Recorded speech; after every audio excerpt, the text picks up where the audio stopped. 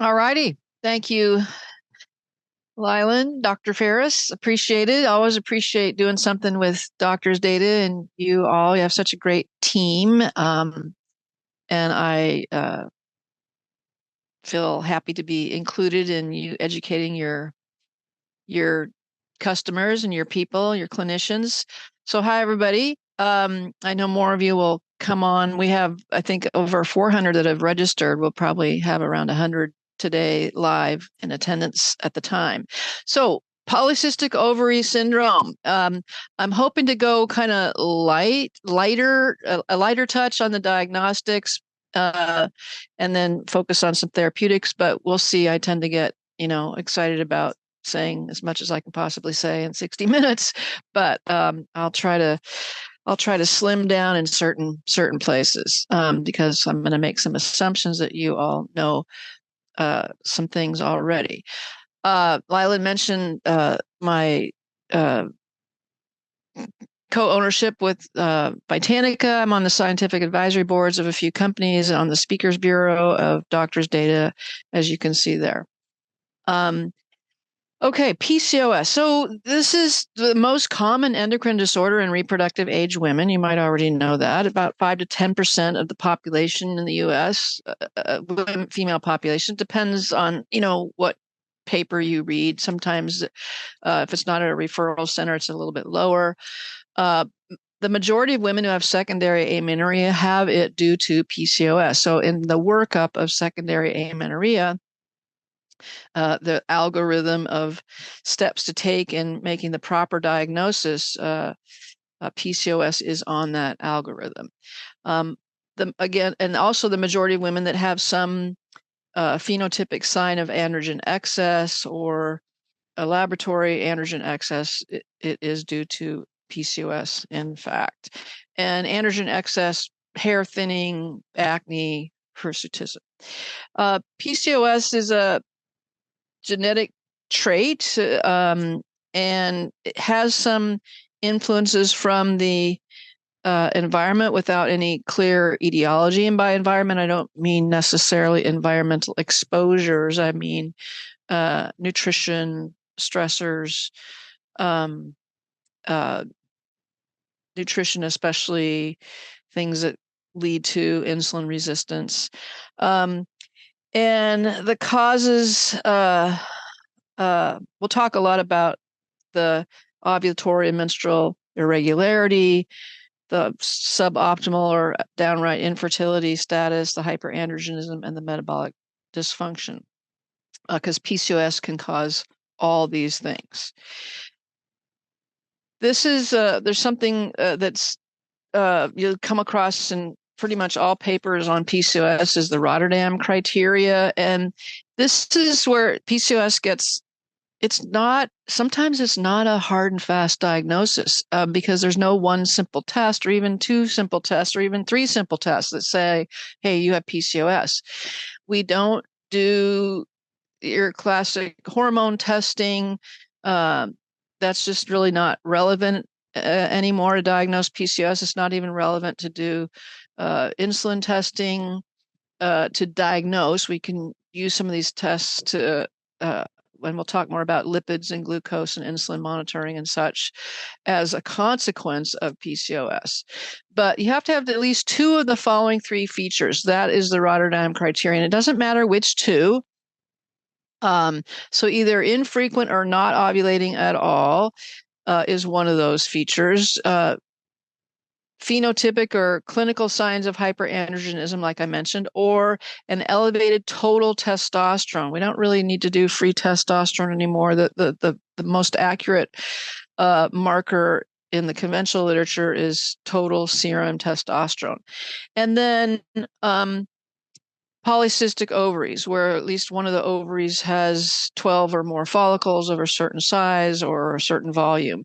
But all the while, we also have to think, what else do we need to rule out because she's not ovulating, menstrual irregularity, and having this hyperandrogenism? We'll have a list of some other things that we need to rule out, because that we don't want to miss something terrible like an adrenal tumor, for example. The follicles on the transvaginal ultrasound, it says 25 here. That's that's a little bit, not sure why that's different than the slide before. I think this was greater than 12 is in most of the papers on the definition. But for some reason, this paper said more than that. And then an AMH, it has to be above a certain number, but that is not a classic diagnostic criteria by any means. But when you're doing a workup of infertility, AMH is going to be on the agenda anyway. There are these now, people talk about these Rotterdam phenotypes, and it's maybe not just 2 out of those 3 criteria, but if it's depending on which 2, you might say, we can quantify it as sort of a Rotterdam phenotype. So type A and B are the classic PCOS definitions, but type C and D are the less classic. So let's look at those. So type C is hyperandrogenic. That could be the acne and or hirsutism and or male pattern baldness with the polycystic ovaries on the ultrasound, but they ovulate regularly. That's still 2 out of 3, but it's a certain pattern of the 2 out of the 3. And then type D is delayed ovulation, not necessarily an ovulation, with the polycystic ovaries and no androgenic signs. So those are, I don't think therapeutically it is necessary to determine which of these types at the moment. I don't think there is a clear criteria as, if you have type this, you should do this therapeutic strategy versus that type. However, if she's already ovulating regularly, then the emphasis is going to be on focusing on that hyperandrogenism and hyperinsulinemia. But all these things do result in the same outcome. We want the same outcome. We want less androgens. We want regular ovulation. And we want we don't have to see these cysts go away. We have to see their metabolic issues resolve, in addition to the regular ovulation and the less androgenic signs. So yes, the therapies might lean a little heavier one way or another, but there's not a clear different treatment strategy for each of these types. The core has to be addressing the hyperandrogenism and the hyperinsulinemia, which we'll get to. But as I mentioned, PCOS is a diagnosis of exclusion, and these other disorders and causes we have to rule out. Some, it's a light touch to rule it out. Like, okay, you're not menstruating regularly. That in the workup of that is going to be testing their thyroid anyway. So that's a light touch, test to rule that out. I would say also fairly light touch is POI in terms of that FSH and the menopausal range. Some of these others take a more rigorous workup, like Cushing syndrome or congenital adrenal hyperplasia, etc. There are, but in essence, this PCOS is does have, in all these, let's look back at these types. You notice that the only type D, do they say there's no androgenic signs? Not everybody agrees with that. That's something called the Androgen Excess and PCOS Society says that by definition, PCOS has some hyperandrogenism. That might not be, you can have hyperandrogenism symptoms and not have an elevated total testosterone. That easily happens. Okay, what's some underlying physiology? So the core concepts are insulin resistance and hyperandrogenism, both of those. There is some growing awareness or thought process that inflammation is involved as well. And this slide here talks a little bit about that. In PCOS, these cytokines are secreted at a kind of a constant low level. That creates a variety of some symptoms, and perhaps inflammation can act directly on the ovary and can cause that elevation of testosterone, and on the fat cells too, to cause insulin resistance. And this is a chronic low-grade inflammatory state. And it may be, I don't want to say for sure, but it may be a central factor of PCOS. So keep your eyes out for that thinking and evolving even more. There's also the concept of lipotoxicity, and with PCOS patients, and how our fat cells behave and how fatty acids are metabolized in women who have PCOS. When there's this excess of energy input within the fat cells, the cells then kind of spill free fatty acids out into the circulation. And other cells don't seem to have the capacity to store fatty acids, so they kind of float around in the blood cells, and these fatty acids can cause tissue damage that affects liver, kidneys, heart, pancreas, and other organs. Another issue is that the adipose tissue has poor circulation, so the fat cells often die off, especially those inner areas of fatty tissue. And the more fatty tissue that is present, the more this happens. And as those cells die off, the immune system seems to come in to kind of clear things out. But while they're trying to do that, it's constantly, again, releasing these cytokines to do that job. And then we get to that chronic low-grade inflammatory state.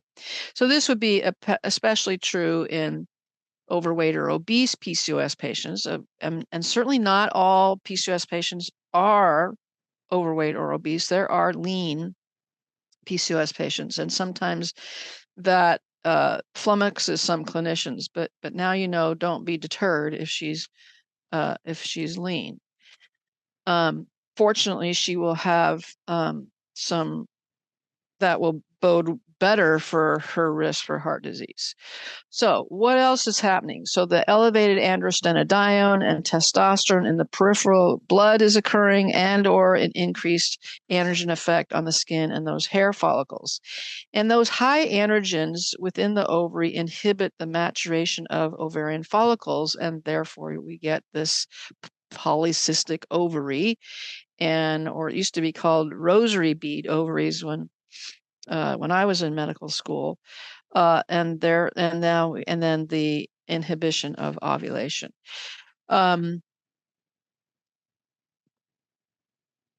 Sorry for this phased-in approach. I'm not kind of used to that. The follicular fluid in the PCOS patients have low estrogen, estradiol in particular, high testosterone, elevated interleukin-6, and low melatonin. Very interesting about that. In the ovary, the testosterone converts to estradiol, and that requires the aromatase enzyme, and that enzyme is downregulated in PCOS patients. So those high androgens, again, can lead to these small follicles, and that then impedes estradiol production. But there's also this bigger picture, and that because women with PCOS are at higher risk for type 2 diabetes, cardiovascular disease, and endometrial cancer, those in particular. So the bigger picture is deciding when and how often to look at other labs. And you see some very conventional things there, and then you see at the end maybe some salivary cortisol, DHEA, salivary hormones. So these would, I think, be not to be used to diagnose PCOS, but be used to monitor and relate to other issues they may be having. And we know that cortisol is very much a part of the inflammation picture, so you could perhaps use that to monitor your success or your anticipated success in improving their inflammatory states. But as I said, the transvaginal ultrasound and the total serum testosterone, those are part of the potential diagnostic criteria that get you to that 2 out of 3 Rotterdam criteria. Okay, our clinical manifestations, the first 2 we've been talking about, but PCOS patients, I mentioned in the beginning that a large number of If you have secondary amenorrhea, well, of course, you're going to have infertility. But we might, in a PCOS patient, it might not be infertility, it might be suboptimal for fertility.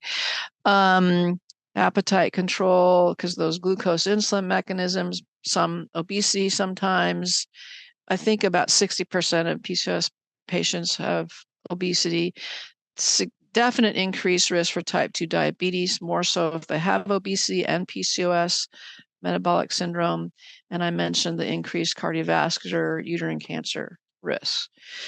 So this is things that we're going to be dealing with, trying to improve these clinical manifestations. More dominant, it's obviously the infertility issue is not going to be relevant to everyone, but for those it is, then that's one of our primary outcome measurements. So what are we trying to do? We're trying to help them ovulate regularly, which then results in menstrual regularity. In other words, we don't just want to give herbs or hormones that just cause sloughing of the endometrium. We want to promote ovulation by improving that androgen process within the ovary and so that we can restore good regular ovulation. Reducing androgens, even if she doesn't have some obvious hirsutism or acne, but we know that that's a core underlying cause, underlying issue. So that is part of what we need to address, even if the measurement isn't improvement in acne or hirsutism or hair loss. We need to improve it because that has to do with the big picture outcome. And by improving her PCOS status, we are reducing the risk of these other issues. But we can also, even if something doesn't improve, her fertility doesn't improve, her acne doesn't improve, we're still going to keep our eye on the big prize of reducing her risk of diabetes, heart disease, and endometrial cancer. Okay, so conventional treatment, I might try to go light here, but the hormonal management is still a part of conventional management of PCOS. The Crenone Pro-T, that's a prescription vaginal progesterone gel, by the way. But birth control pills and progestogens only are part of protecting the endometrium. That's really what all this slide is about, is protecting the endometrium. These things don't get you ovulation. They don't get you addressing the underlying cause of insulin resistance or hyperandrogenism. They're really trying to just have protect the endometrium or cause, in the case of a cyclic hormonal contraception, you're trying to, you can get a regular withdrawal bleed, but you don't have to get a regular withdrawal bleed to protect the endometrium. That's why you could do a continuous hormone IUD or the continuous progesterone. A lot of attention to the hirsutism, and in fact, many women over the years, much more so early in my career than now, there's been a vast change and improvement in the conventional management of PCOS, or the conventional recognition even of PCOS, such that, most of the patients that I ended up dying PCOS had just been to a dermatologist for their cosmetic hair removal or their acne. Much more so now, I see that a proper diagnosis has been made. But cosmetic hair removal, spironolactone, there's some other anti-androgens that can be effective for hirsutism as well. And then acne, a lot of topical products, but combination estrogen, progestin birth control pills is part of the conventional toolbox for acne, and then maybe sometimes some antibiotics if there's a secondary infection involved. At the core, if it's not hormonal contraception or progestin, is metformin. And that is very much a part of my toolbox as well. But this is a very important drug. This is on my list of top 10 drugs every integrative or alternative medicine providers should know about and think kindly of and know how to use well. And this metformin is on my list. And I prefer the extended release because they're less likely to get those GI side effects. I generally start at 500 milligrams once a week for a few weeks, and then we'll work our way up. Maybe we get to top out at 1,000, or maybe we'll top out at 2,000. Just depends. If she's a little like past age 35 and really her fertility is paramount, then we're going to get to more metformin sooner rather than later. There are fabulous benefits to metformin in treating PCOS, and you can see it does improve insulin sensitivity. It does lower circulating androgens, and it allows those adipose cells and muscle cells to take up the glucose. These are all super important things, and you see another one there. The other ones there. There are some potential side effects. I would give B12 routinely. Maybe she doesn't have to take it every day, but a couple times a week. Metformin can alter B12. I think it's at the level of the wherever in the small intestine that happens, it affects the uptake or the absorption. Probably absorption isn't quite the right term there, but anyway, it alters B12. So, especially if she's a vegan PCOS patient, which is going to be a hard diet, by the way, for a PCOS patient because you want lots of protein, and we'll talk about that. But she's already at risk for low B12, so be careful about her. Okay, what else? There's some metabolic. What if she's a PCOS patient, but she's metabolically healthy? Her glucose is looking good, her A1C is looking good, her lipids are looking good. So we can pretty much focus on, and this is the conventional management still, they're going to focus on managing menstrual symptoms. And we're going to take note here too, because we're going to do that as well, maybe just differently. We're going to focus on the ovulation and the androgen excess, and do that with, in a conventional point of view, with some hormone management and lifestyle modification. If she does have metabolic syndrome or high risk for type 2 diabetes, the birth control pills, that's continuous oral contraception, their COC, actually might contribute to the hyperinsulinemia and the adverse lipid changes. So instead, the option there is to use a hormone IUD and then the spironolactone orally to manage the hyperandrogenism, and the metformin to manage the hyperinsulinism, plus lifestyle. I bolded that because that is a sound conventional management strategy. The hormone IUD, the spironolactone, metformin, and lifestyle. And we can use pieces of that if we don't want to use all of that. More importantly, if she doesn't want to use all of that. And as I mentioned, metformin is not without risks. Monitor the B12 maybe a couple times a year or at least yearly, and the liver function tests. Okay, let's look at some natural treatments. So historically, and the concept was just their hormones are imbalanced and we have to balance our hormones. I find that concept to be horribly outdated in almost every instance in which it's used, but especially PCOS. What does that mean, hormonal balance or hormonal imbalance? Well, it's being, in my opinion, used way too often to talk about PMS, perimenopause, menopause, endometriosis, fibroids.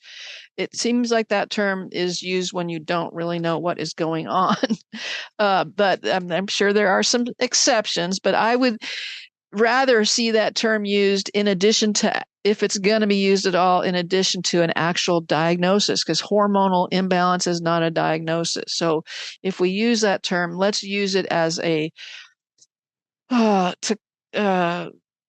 add-on to what is the actual diagnosis. And then we then know what we are treating.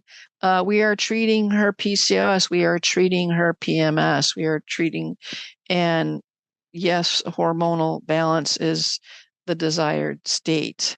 But you can be healthy, and hormonal imbalance is inherently a part of perimenopause. So there's certain times when we have to say, well, that is a normal time of nature.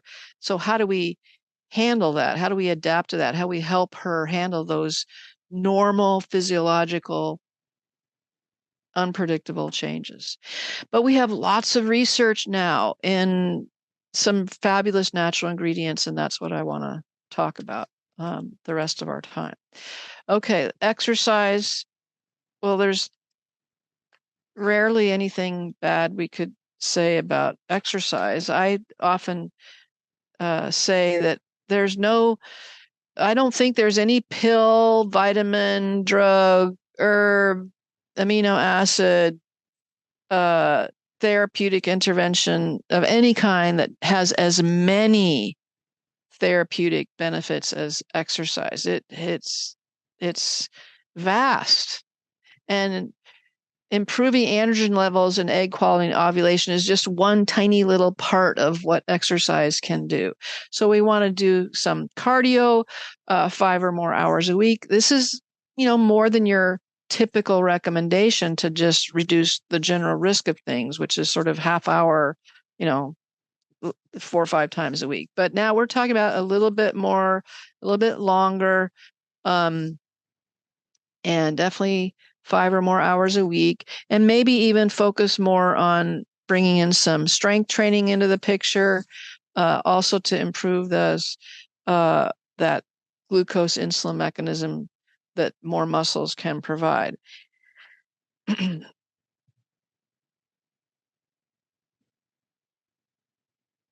Trying to advance the slide here. But for a PCOS patient, if she needs to lose weight, we can have that be an outcome. If she needs to lose abdominal fat in particular, we could have cardio in particular be a part of the strategy that gets us that result. We know that it improves insulin sensitivity, reduces cholesterol, triglycerides, blood pressure, reduces risks of things that are directly related to PCOS, like cardiovascular disease and diabetes. But all the while, we're also helping reduce her risk of breast cancer and stroke and Alzheimer's. Dementia, by the way, is on that list. But exercise, if it's not overdone, regulates ovulation, and she can feel better about herself.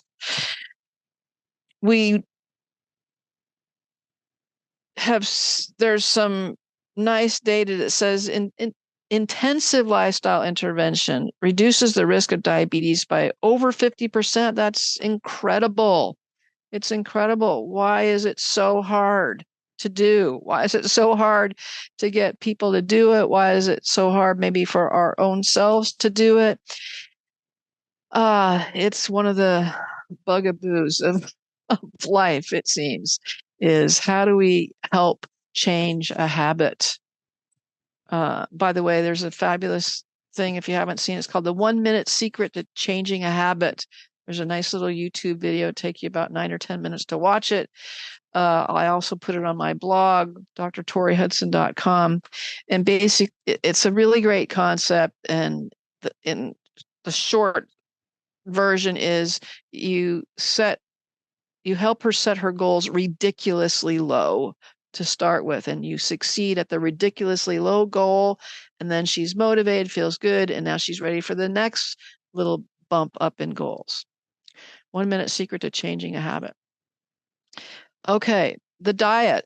I would focus on a higher protein diet. I would focus on, which means a low starchy carb diet. And possibly some women will need some calorie restriction. But even if you get a 10% weight loss, let's say she weighs 250, 25 pounds, and I know that's not easy to come by, 25-pound weight loss will improve ovulation and get her some metabolic benefits. But there are some other therapeutic foods here. I don't think I talked too much about them. I'm going to talk a little bit about soy and fish, though. Intermittent fasting could be a possible tool in PCOS, and there's a little bit of data here. Small studies, significant changes in body weights, in glucose insulin ratios, improvement in menstrual cycle regularity. That happened in almost 3/4 of those 11 of those 15 patients. Reduced body fat, improved menstruation, improved hyperandrogenemia, chronic inflammation, and insulin resistance. So for 6 weeks, intermittent fasting. Now, that said, I'm cautious to prescribe intermittent fasting because I've seen some things not work out well there in terms of, well, no weight loss is, not so bad, except it's discouraging. But I've seen some people just actually have the opposite. They gain weight. And I think that's, and I think the only way, I don't know how to predict that, a positive or negative outcome, but I think it's going to be a trial and error. But just keep an eye on that on occasion can backfire. And the body just holds on, slows down the metabolism because of that intermittent fasting, and that's how it backfires. There's the DASH diet. This is the dietary approaches to stop hypertension diet, and it is not as high a carb as what I'm talking about. In fact, it's kind of a surprising amount of carbs, but the DASH diet for 8 weeks in overweight and obese PCOS patients resulted in improved insulin resistance, lowering of their CRP, and less abdominal fat accumulation. So it might be the right thing to do for some women. I would say, again, we're going to have to trial and error. But if she was overweight or obese and she had hypertension, that would kind of say, oh, I might get a little bit of bang for my buck with this diet. Soy is a therapeutic food, and soy in a PCOS patient, 50 milligrams a day of the soy isoflavones have been, after 12 weeks, alopecia decreased in the soy isoflavone group, but acne was unchanged after 12 weeks, decreased serum levels of insulin, significant reductions in serum testosterone, decreased triglycerides, decreased VLDL. So soy isoflavones. Now that does come, that's soy is inherently, unless you just do some kind of functional food powder type thing, but soy is monounsaturated fat, a vegetarian protein, and carbohydrate. So it does calculate into the carbohydrate. Okay, let's look at some botanicals. And saw palmetto, I think, has been included in most herbalists and naturopathic thinking about PCOS for quite a while, but I consider it kind of a low-lying influence. Yes, it can inhibit 5-alpha reductase, but we know about this effect of conversion of testosterone to DHT in the prostate. I'm not convinced it can happen in the skin, and I haven't looked at it for a while to see if there's something else that would confirm or deny that. But the logic is that we're hoping to reduce that androgen effect at the hair follicle and the pilosebaceous unit, which has to do with the acne. Nettles and green tea, it's the nettle's root, not the leaf, that can increase sex hormone binding globulin. If you increase sex hormone binding globulin, you're binding up a little bit of testosterone, a little bit. Green tea as well increases sex hormone binding globulin. We're not really altering, and just by that function, it might bind up some free testosterone as well. Decreasing free serum estradiol. Do we really need to do that? I would say in a PCOS patient, we don't. That's really not a goal. Fenugreek is the has been shown to improve glucose tolerance, normalize fasting glucose levels. It's more than 50% fiber, and that's probably what its role is in blood sugar and insulin problems. It's a lot of fenugreek to get the effect, 25 grams a day. I can't remember. That might be 3 tablespoons. I'm sorry, I forgot to look that up again. But it's more likely that someone's going to use that by putting it in a smoothie with their soy isoflavones, their Greek yogurt, their berries. Really, berries are the most glucose insulin mechanism friendly fruits. You just tell them they have to put the nix on all tropical fruit in particular, but try to really stick with those low glycemic index fruits in their diet, which is the berries. And then, of course, they can put some green leafy vegetables in their smoothie, but the fenugreek powder with the soy isoflavones and a whey protein, so you get protein, not carbs. Licorice root. I use licorice root routinely in my PCOS patient because it seems to reduce testosterone synthesis in women. It might even reduce body fat mass. And this was a study here in healthy women. These were women who did not have PCOS, but the mean total testosterone significantly decreased after 1 and 2 months of treatment. It didn't change, and we sometimes worry about is licorice root going to raise their blood pressure? In this study, it did not. 3.5 grams of licorice root a day. Black cohosh can be used to in this case, we're trying to use it in a certain time of the cycle if they have a cycle, but it's only 10 days. And the 10 days, if they have a cycle, is I think it's day 2 to day 12. So it's trying to promote ovulation. That's how it's being used here, much differently than in perimenopause or menopause. And 40 milligrams a day. These are women that had PCOS already.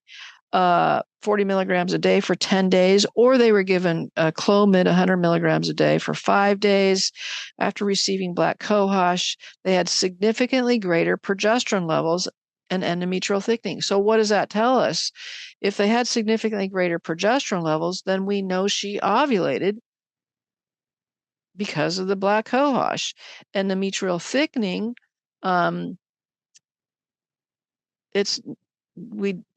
so far, we don't think black cohosh has estrogen in it or has even phytoestrogens in it and doesn't raise serum estrogen. So how it's causing endometrial thickening, I'm not quite sure. There were more pregnancies, although it wasn't statistically significant in the black cohosh group. Here's just a review of black cohosh and PCOS, and you see these same things increasing in that luteal progesterone concentration, endometrial thickness, increased pregnancy rate, but a few other things they observed also in this review. I have not used Metaki, but I've been talking about this for PCOS, but I've been talking about this study for a long time. These were 80 women with PCOS. 72 patients, they got either Metaki extract, one group, another group, Clomid for up to 12 weeks. And if they didn't respond to either the Metaki or the Clomid, they were given a combination. And the ovulation was 77% for Metaki, 93.5% for Clomid.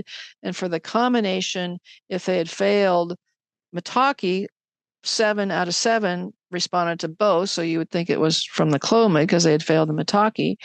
And then also 6 out of patients who had failed the Clomid began to ovulate when they were given both. So then you think, oh, it's the Metaki. So the two, in any case, it seems to be the two together can work a little bit better, but the ovulation rate, not too shabby for just the Metaki. 3 tablets a day, each of those contain 250 milligrams. 3 tablets 3 times a day. So I'm hoping that some of you will try that and let me know.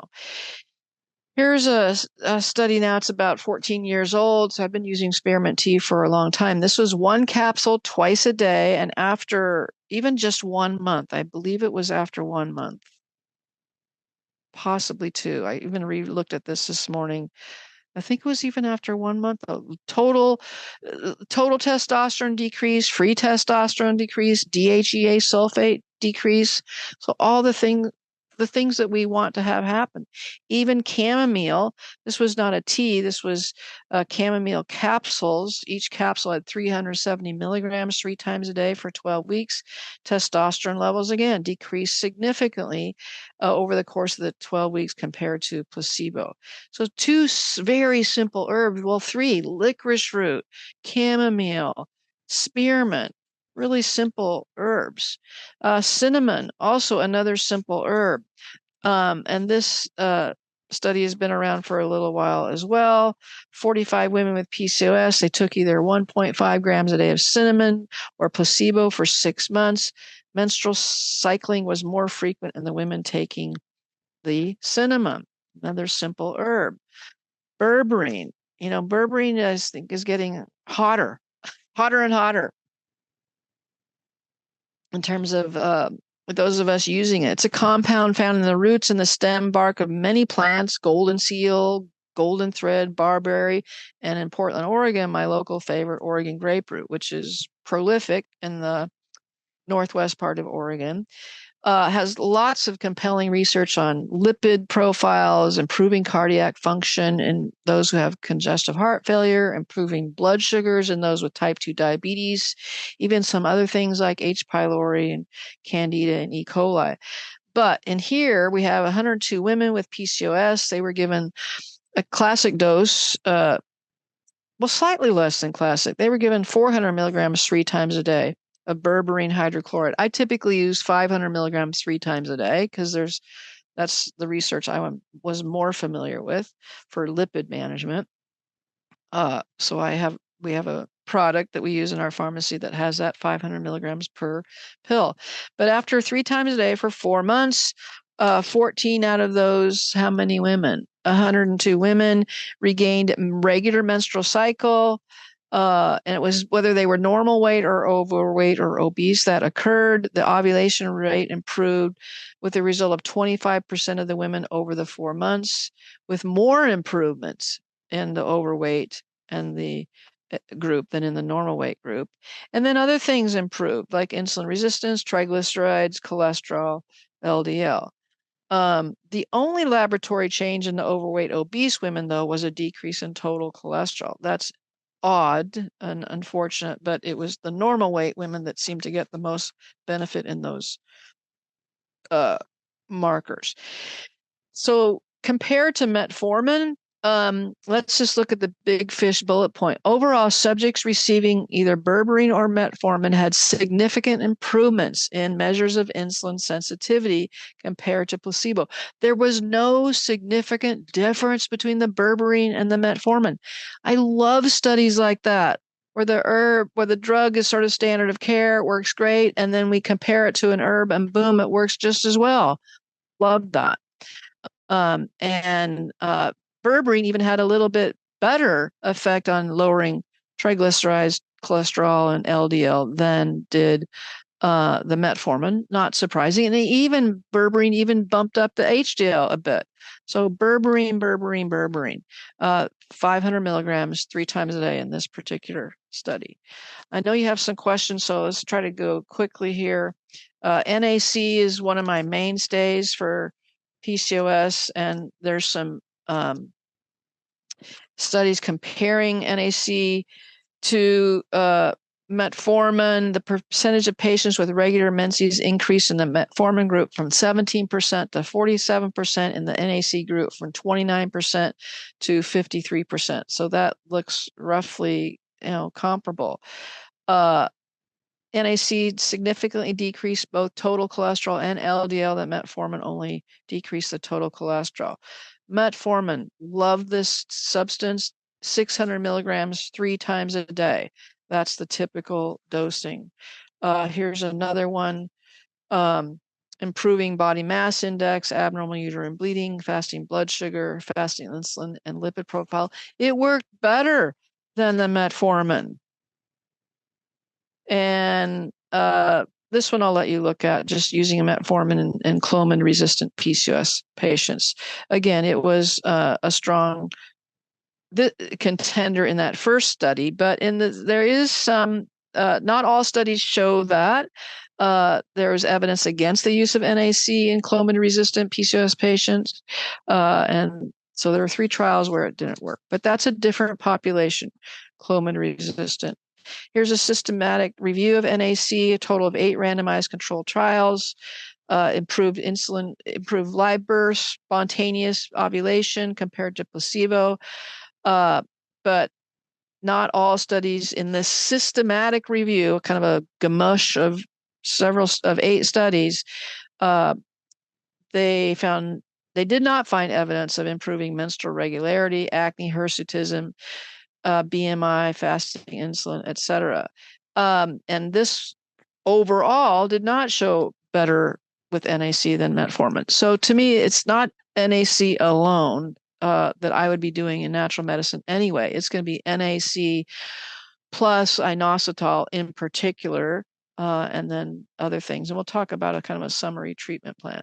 So here's D-chiro-inositol, one form of inositol. These were obese women with PCOS, and showing some benefits in decreasing insulin and serum testosterone.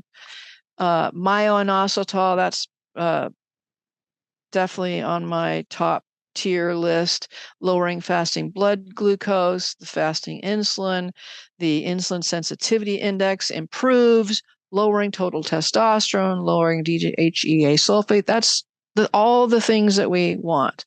And then this is comparing the two. Both were effective, but myo-inositol in this study seemed to show a greater impact on the metabolic profile, whereas the D-chiro had more positive effect on the hyperandrogenism measurements. So often, and I'm just looking up something here, often you'll see products on the market that have a combination of both these inositols. Where am I looking at this? I want to find it. Well, I might have to find it while you're asking questions. What a good ratio is. So I'll keep looking for that. Okay, fish oils. There's, I think, in this role of fish oils, if you think back to what we were talking about, inflammation as well, if they have elevated triglycerides as well, but you can possibly also improve the testosterone level with fish oils. I don't think it's as strong a contender as some other things that we're talking about, but I think it's logical to include fish oil. It might help the actual PCOS mechanisms, but we're trying to also reduce the risk of cardiovascular disease and type 2 diabetes, and fish oil has a role there. Chromium, just a simple 1,000 micrograms a day, can improve their glucose, their insulin sensitivity. This is another study showing chromium reducing insulin resistance in PCOS patients. Remember, hyperandrogenism, hyperinsulinemia, or insulin resistance, those are the two core underlying mechanisms. We can add this third concept of inflammation as well. L-carnitine and Clomid, you might want to check that out. Some combination group showing some improved ovulation rates and pregnancy rates with the combination. Another combination is coenzyme Q10, improved pregnancy rates with the combination of the two. And you can see the doses there of the CoQ10. And here's kind of a little summary of my sample treatment plan. So the fundamentals to me are the higher protein, low carb, frequent exercise, soy isoflavones, and soy protein powder, and that with the NAC and or berberine and the combo myo-inositol, D-chiro-inositol. There's the ratio I was looking at, 4 grams of myo to 100 milligrams of D-chiro in a day. So that's my core sample treatment plan. And then we're going to add to that the more, depending on kind of what we're trying to move along faster, because she has severe acne. I'm going to, really maybe go after more testosterone lowering things like the licorice root, for example. If she has pre-diabetes or in particular I'm going to push on the chromium and certainly push on diet and exercise. Might need to move into metformin, pre-diabetes, diabetes in particular. And I haven't experimented a lot yet with really doing a robust anti-inflammatory regime, but turmeric has some impact on glucose and insulin. We know about all the anti-inflammatory mechanisms, but there is, I think the glucose insulin mechanisms makes their turmeric a good, strong contender as well. Here's some resources. Lila mentioned the Institute of Women's Health in our next seminar. Check that out. Just going to be some great topics and some very experienced, fabulous teachers. And we even have some time for questions.